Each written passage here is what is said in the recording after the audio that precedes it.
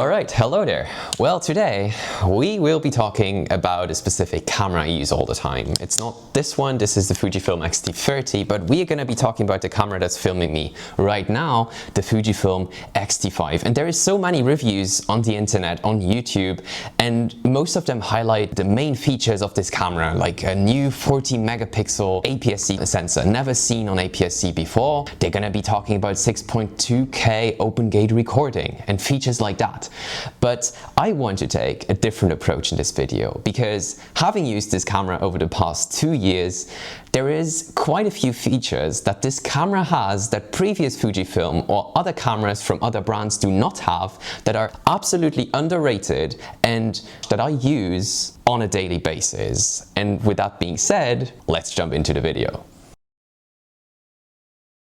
Okay, so the first thing I want to talk about is the mechanical shutter sound and the way it feels. It's just something special. I've used so many cameras in the past, like from Sony cameras, different Fuji cameras, and none of them have had such an incredibly satisfying shutter. Not only the sound, but also the lack of vibration it introduces into your scene.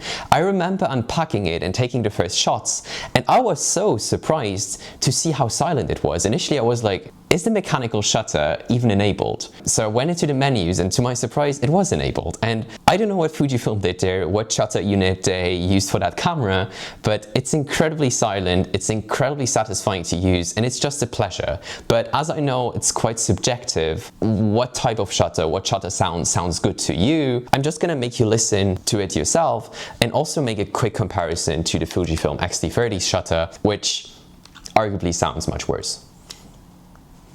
Doesn't even focus. Lol. Okay. It's not bad, but well, it could be better, let's say. And it's really nothing in comparison to the X-T5, but listen to the X-T5 shutter yourself. Okay, so here is the shutter sound of the Fujifilm X-T5. It's roughly the same distance from the mic, so it's very comparable.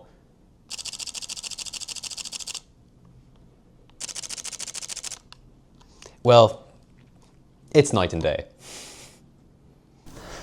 Okay, so now that you've listened to it, first of all, this shutter is so silent. Like, you don't hear it. And people have actually complimented me for being so inconspicuous. Imagine you shoot a wedding or a church ceremony and you have speakers speaking, and apart from the speakers, it's dead silent in the room. Yeah, you don't want to be that annoying photographer who distracts the speakers during their speeches by just introducing a loud shutter. Like,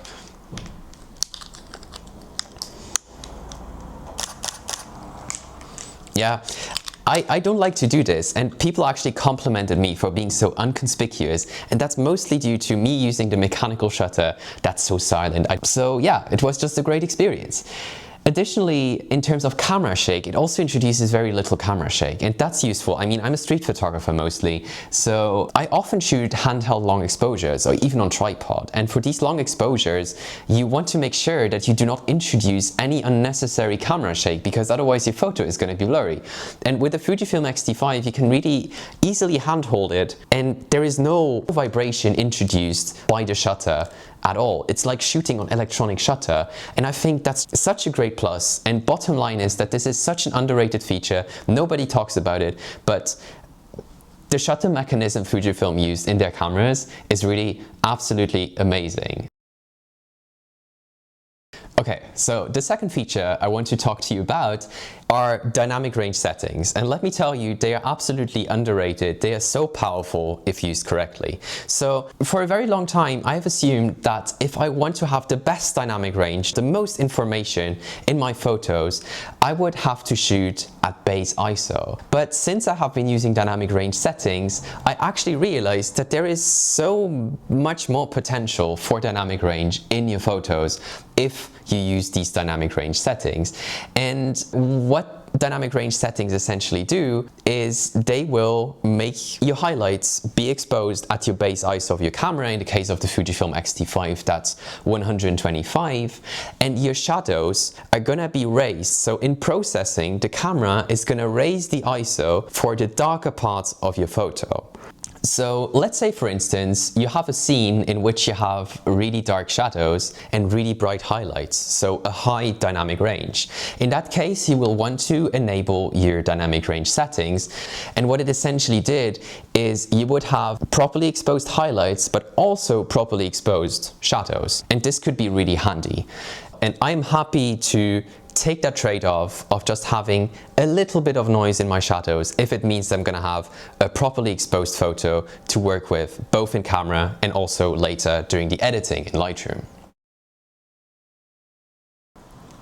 The final feature that I want to talk to you about that's, in my opinion, absolutely underrated on the Fujifilm X-T5 is the electronic shutter.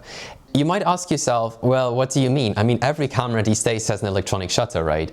But the electronic shutter of the Fujifilm X-T5 is something truly special because, well, most cameras have an electronic shutter that for some reason peaks at 1/8000th of a second.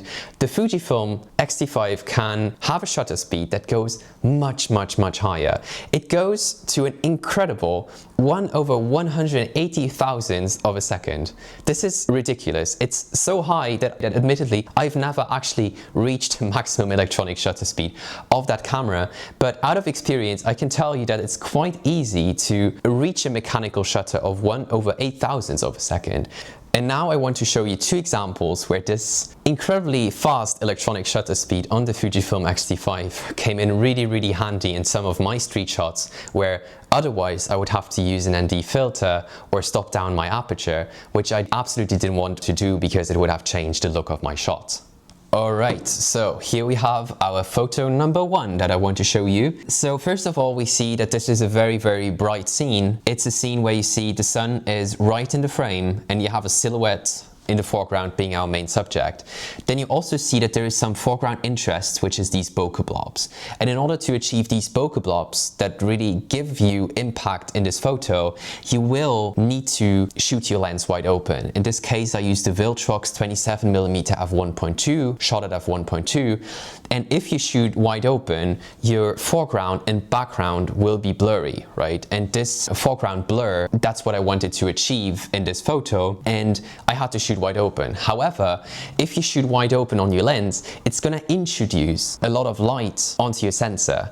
And especially here where you have the sun right in the frame, you will have too much light introduced, and that light cannot be cut off by the mechanical shutter alone. So you will have to use an electronic shutter. In this case, I used 1/118,000th of a second, which was enough to freeze and properly expose this photo.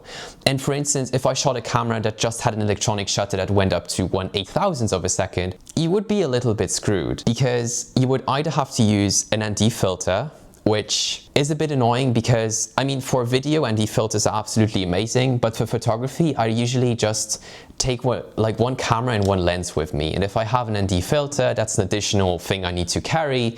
Then I need to screw on the adapter. Then I need to magnetically attach my filter.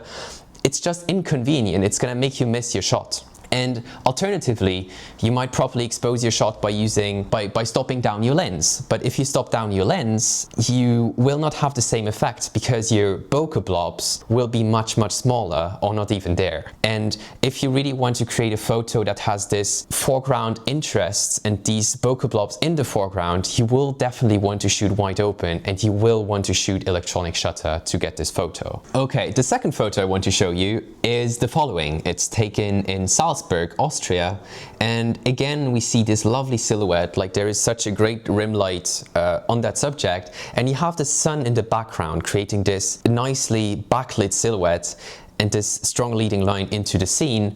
However, again, if we have a look at our settings, I used a really high electronic shutter of 1/122,000th of a second.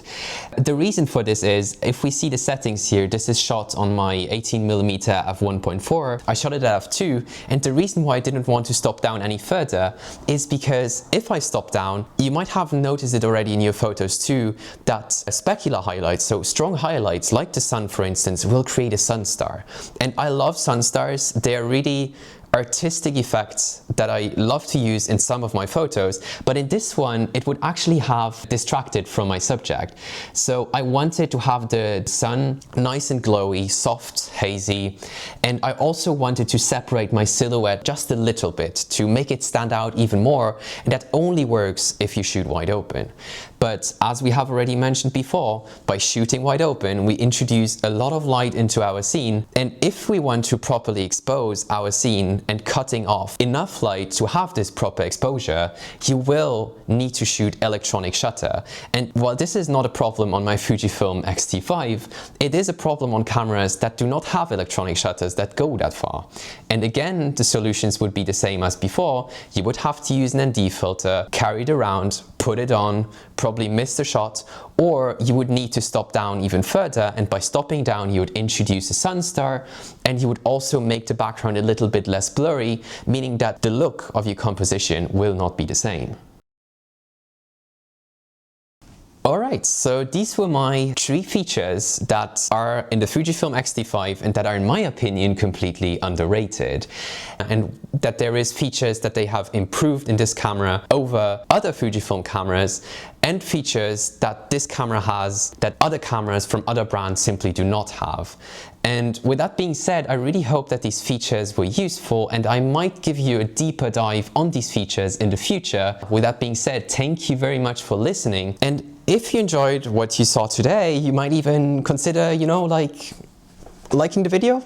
And if you enjoy generally the content I do on this channel, well, make sure to even consider subscribing. Well, thank you very much for listening, and I'm gonna see you in the next one. Bye.